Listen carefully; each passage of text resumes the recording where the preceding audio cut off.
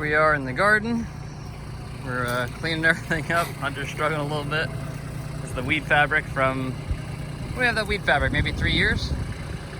So after about 3 years, it's pretty useless. So we scraped it all up this year, and we're gonna haul it away in the gator, and then we're gonna begin tilling all this. So I'll get a shot of that when we get to it, but turn over all the soil one time. Then I'll go get the loader and bring in the manure from up at the farm. We'll drop that all in, and then I'll probably till it 3 times after that, and we should have some nice soil for our garden. This is our little B2400. This is actually a friend of mine owns this, but leaves it here at the farm for us to use, since he doesn't really use it that much. And we got a little tiller on the back, powered off that PTO. This little tractor is perfect for this little garden. Gets in here nice and easy, and you can get that tiller into all the tight spots around the poles. I hate to pull these poles out. They're driven in pretty far to hold the pole beans and the cucumbers. And this little tractor goes right in between them and stuff, so it's perfect. I have done it with our bigger tractor, but I didn't have this on the property, and it's a pain. But this little guy is the perfect tool for the job, so we'll see how she does.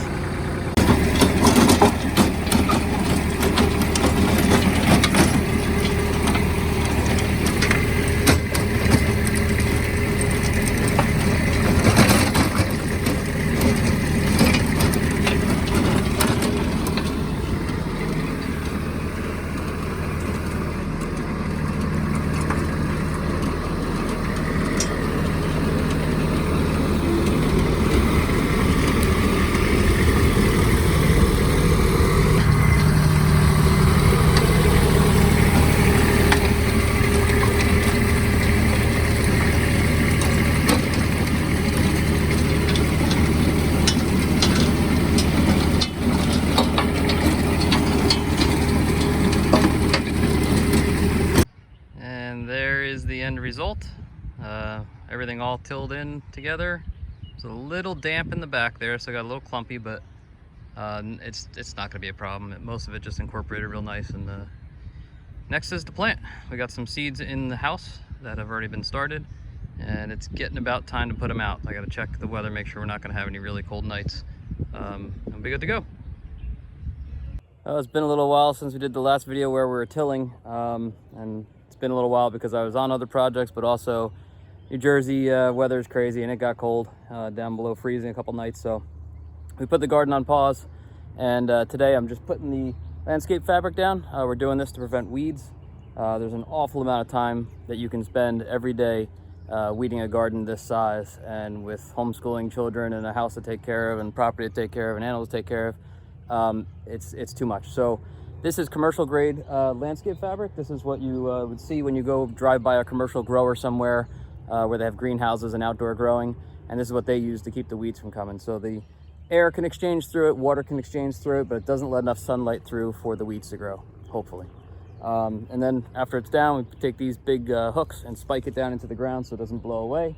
And we should get 5 years out of this or so. Use a propane torch to burn holes where you're gonna plant through it, and that way it doesn't rip. And we'll see how it goes. It's our first year with true commercial grade fabric. In past years, we bought commercial grade Home Depot fabric, and it just doesn't cut it. It doesn't last, and it doesn't stop the weeds. So we'll see how it goes this year. Next to plant, maybe tomorrow. Okay, so we're trying to get through the learning curve with this stuff. We are planting corn in this area here, and normally it would obviously be just in the ground. You can plant it anywhere you want, but we're trying to keep as much ground cover as we can so we don't get weeds in between the rows. So I have a propane torch here, as I mentioned earlier, and just going along and burning little spots where we're going to plant each seed, and we're going to try and do the same thing for the other plants as well. So this is what it looks like. Goes through real quick, and it makes a nice hole. The reason burning it with a torch is better than cutting it is because this stuff will unravel like a sweater if you try and cut it. When you burn it, since it's made of plastic, the edges melt and then it doesn't run. That's it. You can real quick with a torch create all the holes you need and plant all the seeds you need. Tay's over here working. Hello, little gardener. Hello. What are you gonna plant there? I don't know. Spinach. Oh. What about the other side? Lettuce. Spinach and lettuce down those rows. Just take a torch and run your way down, and it burns a slit through it.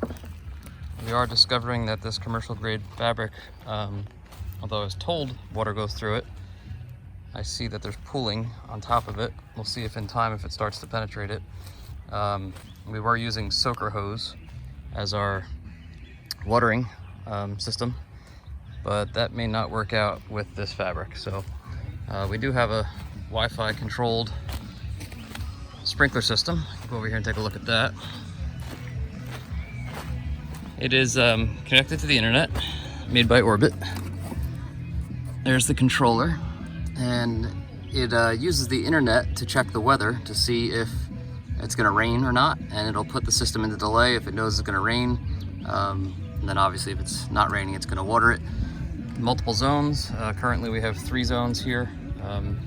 The white pipe coming up is the input, and then each one of these black is a zone, and that's where I'll connect my, well, I used to connect soaker hose, but now we're probably gonna connect a drip line.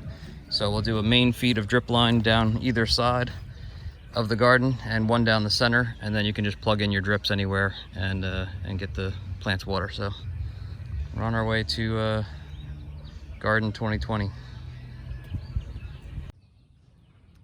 I got mostly everything planted. Had a few problems with cucumbers. They died off on us, so I gotta replace them. But getting this irrigation system installed. These are little distribution heads. This PVC pipe, lays the length of the garden. We have 3 of them running, and there's a head every 10 feet that has 8 ports on it. Each port is adjustable as to how much water you want to flow out, and then you connect these little hoses here that run to each of the plants.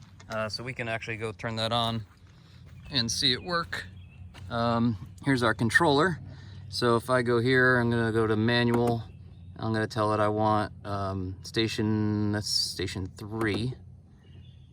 And just give me 1 minute so we can test it. It should kick on now.